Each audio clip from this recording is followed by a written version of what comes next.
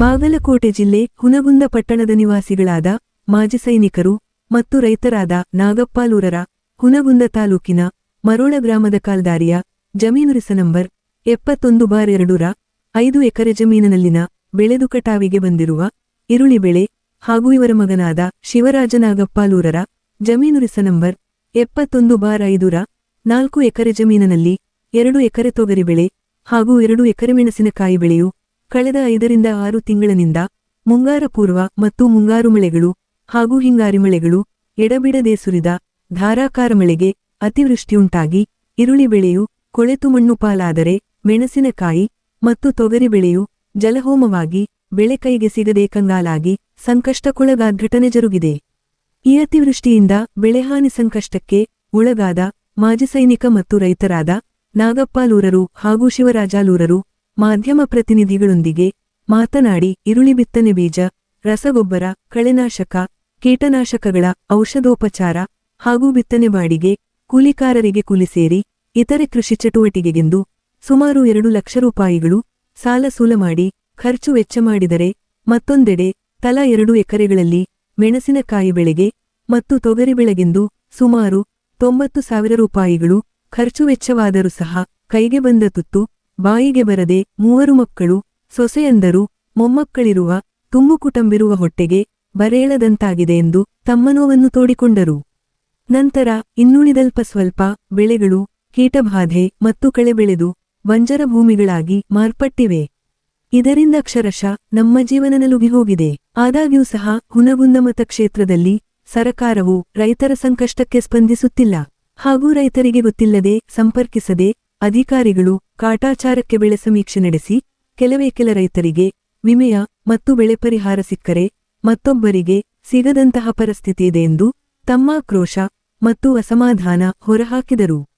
ನಂತರ ಸಂಬಂಧಪಟ್ಟ ಕೃಷಿ ಇಲಾಖೆ, ತಾಲೂಕಾ ಆಡಳಿತ ಹಾಗೂ ಸರಕಾರವು ತತ್ಕ್ಷಣ ವೈಜ್ಞಾನಿಕ ತಳಹದಿಯಲ್ಲಿ ಶಾಟೆಲೈಟ್ ಮತ್ತು ಡ್ರೋಣ ಸಮೀಕ್ಷೆ ನಡೆಸಿ ನಿಖರವಾಗಿ ಬೆಳೆಹಾನಿಯನ್ನು ಖಾತ್ರಿಪಡಿಸಿಕೊಂಡು ಬೆಳೆ ಪರಿಹಾರ ನೀಡಬೇಕೆ ಹೊರತು ಕೇವಲ ಆನೆ ಹೊಟ್ಟೆಗೆ ಅರಕಾಸಿನ ಮಜ್ಜಿಗೆ ಎಂಬಂತೆ 8,500 ಪರಿಹಾರ ನೀಡಿ ಕೈತೊಳೆದುಕೊಳ್ಳಬಾರದೆಂದು ಆಗ್ರಹಿಸಿದರು.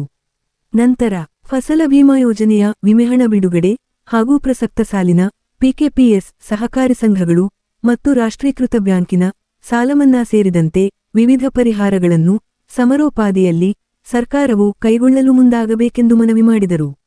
ಲೋಕನಾಯಕ Kannada news bureau report Hungund. ಎಷ್ಟು ಎಕರೆ ಹಾಕಿದ್ರಿ ಒಟ್ಟ ಇದು ಬೆಳೆದಿನ? ಇದು ಎಷ್ಟು? 5 ಎಕರೆ. 5 ಎಕರೆ ಬೀಜ, ಗೊಬ್ಬರ, ಖರ್ಚು ವೆಚ್ಚ ಎಲ್ಲ ಎಷ್ಟು ಖರ್ಚು ಬಂದೈತ್ರಿ? ಇವತ್ತು 2 ಲಕ್ಷ ರೂಪಾಯಿ ಖರ್ಚು ಬಂದೈತೆ ನೋಡ್ರಿ. 2 ಲಕ್ಷ? 2 ಲಕ್ಷ ಖರ್ಚು ಬಂದಿದೆ. ಇದು ಮತ್ತೆ ಕಟಾವು ಮಾಡಿದ್ದು ಯಾವಾಗ್ರಿ ನೀವು? ಇದನ್ನು ಕಟಾವು ಮಾಡಿ ಒಂದು 15 ದಿನ ಆತ್ರಿ. 15 ದಿವಸ? 15 ದಿವಸ ಆದ್ರೆ ಈಗ ಒಣಗಿ ಇಲ್ರಿ ಅದು. ಒಟ್ಟು ಅದೆಲ್ಲ ಹಾಳಾಗಿ ಹೋಗಿದೆ. ಉಳ್ಳಾಗಡ್ಡಿ ಎಲ್ಲ ಹಾಳಾಗಿ ಹೋಗ್ಬಿಟ್ಟಿದ್ರಿ. ನೀವು ಯಾರು 5 ರೂಪಾಯಿಗೆ ಒಂದು ಕೆಜಿ ಕೇಳೋದಕ್ಕಿಲ್ಲ. 5 ಕೆಜಿಗೆ ದಿಕ್ಕನೂ ಇಲ್ಲ. ಇದು ಈಗ ರೈತ ಸಂಪರ್ಕ ಕೇಂದ್ರ ಯಾರು ಅಧಿಕಾರಿಗಳು ಬಂದಿದ್ರು ನಿಮ್ಮ ಪರಿಶೀಲನೆ ಮಾಡಕ್ರಿ? ಯಾರು ಬಂದಿಲ್ಲ. ನೀವು ಯಾರು ಬಂದಿಲ್ಲ. ನಾವು ನಮಗೂ ಹೇಳ್ತಾರೆ ಬಂದ ಹೇಳಿ ಎಲ್ಲಿ ಬಂದೇ ಇಲ್ಲ. ಮತ್ತೆ ಅಲ್ಲಿ ಮೆಣಸಿಕಾಯಿನೂ ಹೊಲನೂ 3 ಎಕರೆ ಹೊಲ ಮೆಣಸಿಕಾಯಿ ಕೆಟ್ಟಿದೆ. ಅದಕ್ಕೂ ಬಂದಿಲ್ಲ. ಅದಕ್ಕೆ ಏನು ಮಾಡಿ ನಾವು ಮಾಜಿ ಸೈನಿಕರು ಎಲ್ಲಿಂದ ಜೀವನ ನಡೆಸಬೇಕಾಗೈತೆ. ಅದಕ್ಕೆ ನಮ್ಗೆ ಯಾವ ಪರಿಹಾರ ಕೊಡಬೇಕು. ನೀವು ಏನ್ರ ಅವ್ರು ಅರ್ಜಿ ಗಿರ್ಜಿ ಕೊಟ್ಟರೇನೆ ಈ ರೀತಿ ಆಗೈತೆ ಅಂತ ಹೇಳಿ? ಏನು ಕೊಟ್ಟಿಲ್ಲ. ಬಂದು ಹೊಲಕ್ಕೆ ಬರ್ತೀನಿ ಅಂತ ಹೇಳಿ ಬರಲೇ ಇಲ್ಲ. ಏನು ಮಾಡ್ಕೊಂಡು ನಾವು ಎಷ್ಟು ದಿವಸ ಆತ್ರಿ ನೀವು ಅವ್ರಿಗೆ ಹೇಳಿ ಭಾಳ ಆತ್ರಿ. ಮತ್ತೆ ಸರ್ವೆ ಮಾಡ್ತೀನಿ ಅಂತ ಹೇಳಿದ್ರಲ್ಲ, ಬಂದೇ ಇಲ್ಲ. ಯಾರು ಒಬ್ಬರು ಬಂದೇ ಇಲ್ಲ. ಒಬ್ರು ಬಂದಿಲ್ಲ. ನಮ್ಮ ಹುನಗುಂದ ತಾಲೂಕು ಯಾರೊಬ್ರು ಬಂದೇ ಇಲ್ಲ. ಮತ್ತೆ ಇವರು ತಹಸೀಲ್ದಾರ್ ಅವರು ಅಧಿಕಾರಿಗಳು ಬರ್ಲಿಲ್ಲ ಅಲ್ರಿ? ಎಲ್ಲ ಬಂದೇ ಇಲ್ಲ. ಯಾರು ಬಂದಿಲ್ಲ. ಅವ್ರಿಗೆ ಒಂದ್ಸಲ ನಾವು ಬರ್ರಿ ಅಲ್ಲಿ ಹೋಗೋಣ, ಅವ್ರು ತಹಸೀಲ್ದಾರ್ ಭೇಟಿ ಆಗೋಣ, ಎಲ್ಲ ಗಮನಕ್ಕೆ ತೊಗೊಂಬರೋಣ, ಅವ್ರು ವಿಚಾರ ಮಾಡಿ ಅವ್ರ ರೈತ ಸಂಪರ್ಕ ಕೇಂದ್ರಕ್ಕೂ ತರೋಣ, ಅವ್ರಿಗೂ ಕೃಷಿ ಅಧಿಕಾರಿಗಳನ್ನು ಕರ್ಸೋಣ. ಅಲ್ಲಿ ಕಂದು ಇದು ಹಕೀಕತೆ ಎಲ್ಲ ಅವ್ರು ವಿವರಣೆ ಮಾಡೋಣ. ಒಂದು ಅರ್ಜಿ ಬರೀರಿ ಟೋಟಲಿ ಈ ರೀತಿಯ ಇಷ್ಟು ಸಮಸ್ಯೆ ಆಗೈತೆ ನಮ್ಗೆ, ಈ ರೀತಿ ಸಾಕಷ್ಟು ಸಾಲ ಸೂಲ ಮಾಡಿ ನಾವು ಏನಾಗೈತೆ ಅನ್ನೋದಕ್ಕೆ 2 ಲಕ್ಷ ರೂಪಾಯಿ ಅಂತ ಹೇಳ್ತಾ ಇದ್ರಿ ನೀವು ಬಾಯಿಲೆ. 2 ಲಕ್ಷ ಖರ್ಚು ಆಯ್ತು. ಹೆಚ್ಚು ಖರ್ಚು ಆಯ್ತು, ಕಮ್ಮಿ ಇಲ್ಲ. ಅದನ್ನ ಹೋಗಿ ಅದನ್ನೆಲ್ಲ ಇದನ್ನ ಮಾಡ್ಕೊಂಡು ಎಷ್ಟು ಇದು ಆಗೈತೆ ಒಂದು ಅರ್ಜಿ ಬರೆದು. ಇದು ಸರ್ವೆ ನಂಬರ್ ಎಷ್ಟು ಇದ್ರು ಹೊಲದ್ದು? 71/2 5 ಎಕರೆ ಹೊಲ. 5 ಎಕರೆ ಹೊಲ ಮೆಣಸಿಕಾಯಿ. ಅವ್ರು ಹೇಳಿಲ್ಲ ನೋಡ ಆಕಾರ. ಬಾಬಾ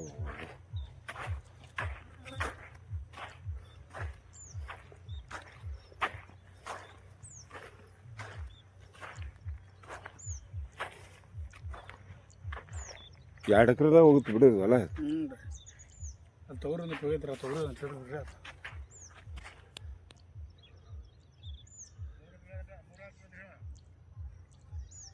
ನೀರು ಅಂದ ಈ ತೊಗರಿ 2 ಕೂಡ ಸರ್ ಪೂರ್ತಿ ಹಿಡಿತು ಬರ್ರಿ ನೀರು ಅದು ಹಿಂಗೆ ಪೂರ್ತಿ ತೊಗೊಂಡ್ಬಿಡ್ತೀನಿ.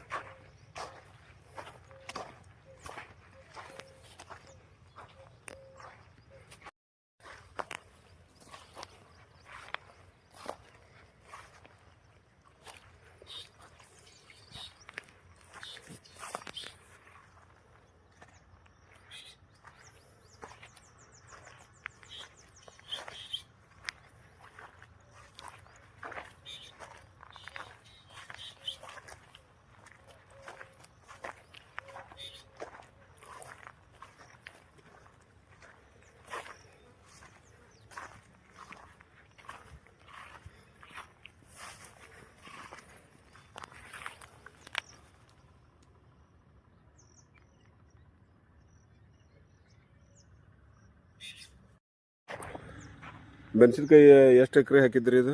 2 ಎಕರೆ ಮೆಣಸಿನ್ಕಾಯಿ ರೀ, ಒಂದು 2 ಎಕರೆ ತೊಗರಿ ಹಾಕಿದ್ದೀವಿ ರೀ. 2 ಎಕರೆ ತೊಗರಿ. ಎಷ್ಟು ಪ್ರಮಾಣ ಖರ್ಚು ಮಾಡಿರಿ ನೀವು ಇದಕ್ಕೆ? ಮೆಣಸಿನ್ಕಾಯಿಗೆ ಒಂದು 50,000 ಹಾಕಿವ್ರಿ 2 ಎಕರೆಗೆ. ಹ್ಞೂ ರೀ. ಈ ತೊಗರಿಗೆ ಒಂದು 40,000 ಹಾಕಿ. ತೊಗರಿಗೆ ಒಂದು 40,000 ರೂಪಾಯಿ. ನಿಮಗೆ ಗೊಬ್ಬರ ಬಂತು, ಎಣ್ಣೆ ಇದು ಬಂತು. ಹ್ಞೂ ರೀ. ಟೋಟಲಿ ಎಷ್ಟು ಆಯ್ತು ರೀ 2 ಸೇರಿಸಿ? 2 ಸೇರಿಸಿ ಒಂದು 90,000 ರೂಪಾಯಿ ಆಗೈತೆ ರೀ. 90,000 ರೂಪಾಯಿ ಆಗೈತೆ. ಈ ಬೆಳೆ ಇದು ಹಾನಿ ಆಗಿದ್ದು ಕೃಷಿ ಇಲಾಖೆಗೆ ಹೋಗಿ ನೀವು ಏನಾರು ಅರ್ಜಿ ಸಲ್ಲಿಸಿರೇನ?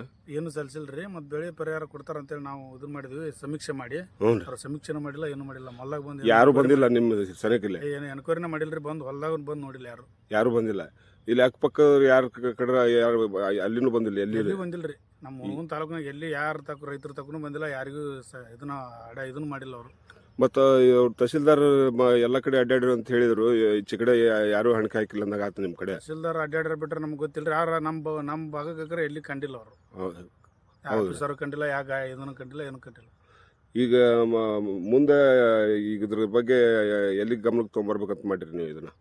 ಸರ್ಕಾರ ಈಗೇನು ಎಲ್ಲ ಸ್ಯಾಟಲೈಟ್ ಕಲಿಯು ಇದು ಯುಗ ಎಲ್ಲ ಸಮೀಕ್ಷೆ ಮಾಡಿ ಸ್ಯಾಟಲೈಟ್ ಮ್ಯಾಗ ಇದನ್ನ ಮಾಡ್ಕೊಂಡು ಸಮೀಕ್ಷೆ ಮಾಡಿ ಪರಿಹಾರ ಕೊಡ್ಬೇಕು ರೈತರಿಗೆ ಉಳಿಬೇಕಂದ್ರೆ. ಮತ್ತು ರೈತರದ ಸಂತತಿ ಹಾಳಾಗಿ ಹೋಗ್ಬೇಕು, ರೈತರು ಹಾಳಾಗಿ ಹೋಗ್ಬೇಕಂದ್ರೆ ಇಷ್ಟ ಕೈ ಬಿಡ್ಬೇಕು. ಸರ್ ಶಿವರಾಜ್ ಆಲೂರ್ ಅಂತೇಳಿ. ಎಷ್ಟು ರೀ ಹೊಲ ಇದು ಟೋಟಲಿ ನಮ್ದು? ನಿಮ್ದು ಮೆಣಸಿನ್ಕಾಯಿ ಹಾಕಿದ್ದು ಎಷ್ಟು ಹೊಲ ಐತೆ? 4 ಎಕರೆ. 2 ಎಕರೆ ಮೆಣಸಿನ್ಕಾಯಿ, 2 ಎಕರೆ ತೊಗರಿ. 4 ಎಕರೆ. ಅದ್ರಾಗ ಒಂದು 1.5 ಎಕರೆ ತೊಗರಿ ಹೋಗೈತಿ. ಒಂದು 1.5 ಎಕರೆ ಮೆಣಸಿನ್ಕಾಯಿ ಹೋಗೈತಿ.